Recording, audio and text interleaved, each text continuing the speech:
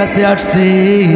নবীজিকে বলে, ওগো পয়গম্বর, আল্লাহ তাআলা তো আপনার সাহাবী হযরত সালাবার তওবা কবুল করে নিছি। সাহাবা একরামদেরকে বললেন, আমার সাহাবারা তাড়াতাড়ি করো, জঙ্গল থেকে আমার সালাবাকে তাড়াতাড়ি আমার কাছে নিয়ে আসো।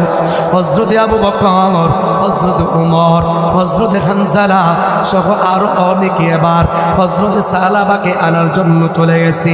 ধীরে ধীরে ধীরে ধীরে সালাবার কাছে গেছে। তাকিয়ে দেখে সালাবা মালিকের দরবারে দুই হাত তুলে কান্নাকাটি করে, ও মালিক, জীবনে অন্যায় করে ফেলছি, আল্লাহ গো মাফ করে দাও। এই যুবক যখন এইভাবে আল্লাহ তাআলার কাছে কান্নাকাটি করে, সাহাবায়ে কেরাম গিয়া সালাবাকে ডাক দিয়া কয়, ও সালাবা, আর কাঁদতে হবে না, আর কাঁদতে হবে না। সালাবারে, আর কান্না করার দরকার নাই, আল্লাহ তাআলা তোমাকে ক্ষমা করে দেওয়ার ঘোষণা দিছি। এবার সাহাবায়ে কেরাম হযরত সালাবাকে নিয়ে নবীজির সামনে চলে আসছে।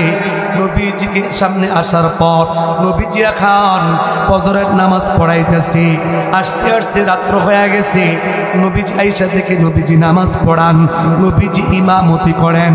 হযরত সালাবা এবার নবীজির পিছনে ইক্তেদা করলেন, ফজরের নামাজ পড়তেছেন, নবীজি পড়তেছেন হাত্তা যুরতুমুল মাকাবির।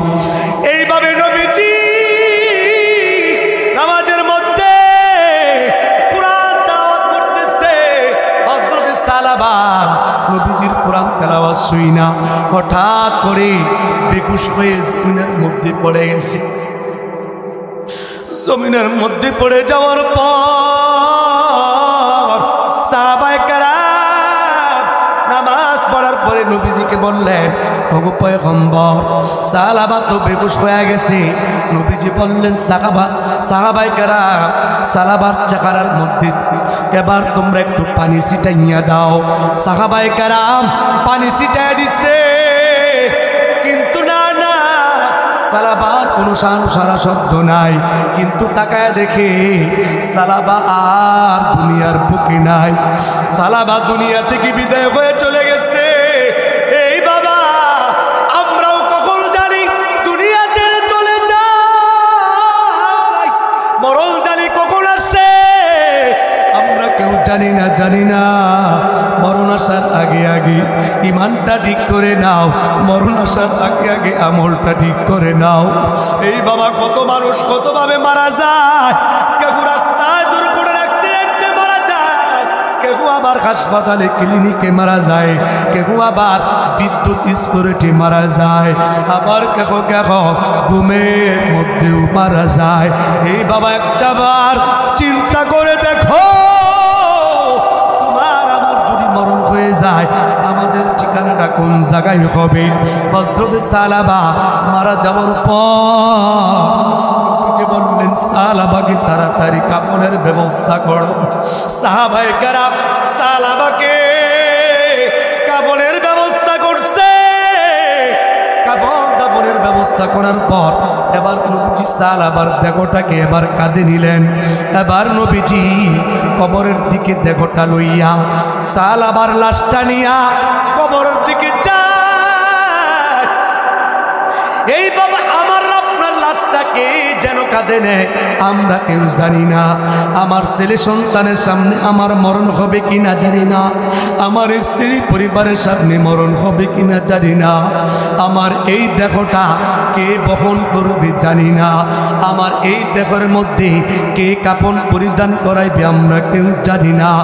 এই বাবা, গুরুস্থানে শুয়ে যাওয়ার আগে আল্লাহ তাআলার কাছে তওবা করো। নিজের জীবনের গুনাহগুলি আল্লাহ তাআলার কাছে ক্ষমা চাও, আল্লাহ তাআলার কাছে মাফ চাও।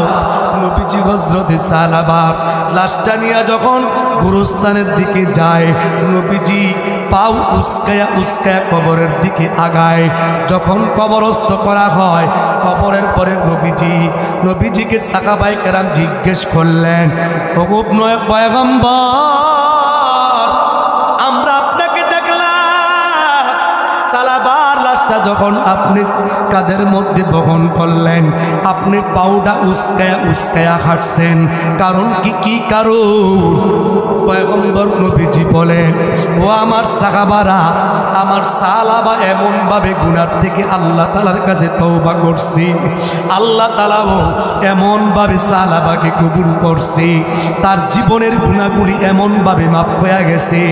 আমার সালাবার এই জানাজার মধ্যে এত পরিমাণ ফেরেশতা আসছে, আমি নবীজি পাও কদম পালানোর মতন জায়গা খুঁজে পাই না।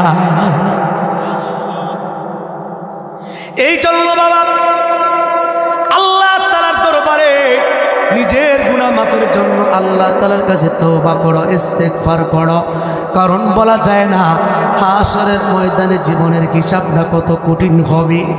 হযরতে আয়েশা সিদ্দিকা রাদিয়াল্লাহু তাআলা আনহা একদিন বসে বসে কান্নাকাটি করে, এমন সময় নবী আমার আসছে। আয়েশা বলে, ও আয়েশা কেন কান্দো?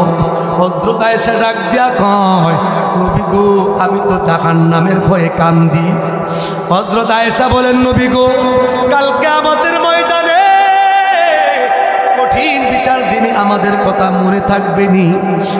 কোন পয়গম্বর নবীজি হযরতে আয়েশাকে ডাক দিয়ে বলেন, আয়েশা, কাল কিয়ামতের ময়দানে তিন জায়গায় কেউ কারো পরিচয় দিবে না। এক নাম্বার হলো যখন মিজানের পাল্লা দাঁড় করানো হবে, আমল নামা যখন মাপা হবে। আমল নামা কি করা হবে? কথা কয় না। বাজারে গেলে যখন মাপ দেওয়া হয়, কম দিলে নিবেন নি? কথা কম দিলে নিবেন?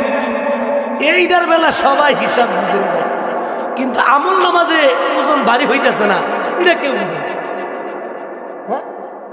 আমল নামার ক্ষেত্রে ওজন ভারী করার দরকার, এই লাভটা কেউ বুঝতে চায়।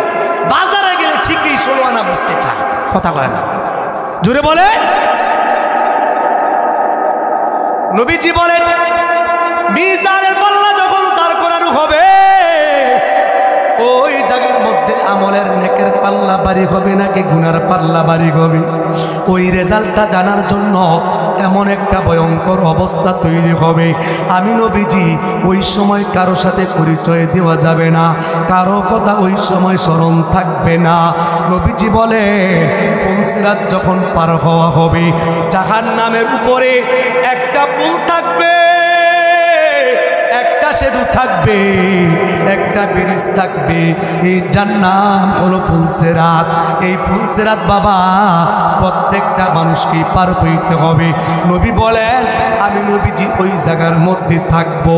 হযরতে আনাস বলেন, নবী গো, হাউজে কাউসারের পাশে আমি আপনাকে পামু কিনা?